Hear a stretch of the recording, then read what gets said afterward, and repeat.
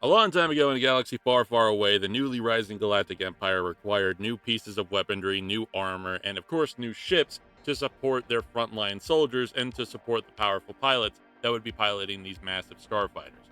The Arc 170 starfighter from back in the day during the Clone Wars, as well as the V Wing and the Z Headhunter, were very powerful ships in their own right, but they required a lot of crew, a lot of manufacturing, a lot of engineering, and a lot of everything that the Empire didn't want to use because they were trying to make a lot of Star Destroyers, a lot of starships in general.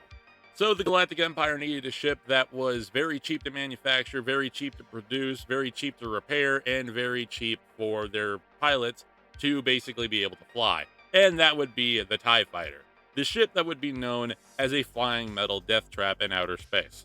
The ship itself had the simplest design out of any starfighter throughout the entirety of the galaxy, and it was just a ball with two connecting ports and two wings. That was literally it.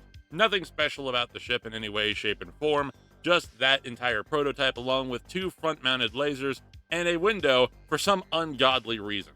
And when I say the Galactic Empire's very own TIE fighter was as bare bones and as cost effective as possible, I do literally mean it because this TIE fighter had absolutely nothing.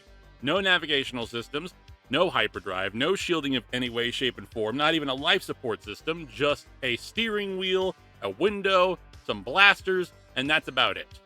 Quite literally, the only luxury that you get out of the entirety of the TIE fighter itself is the fact that it has an ejector seat, but what's the point of having an ejector seat if you're in outer space?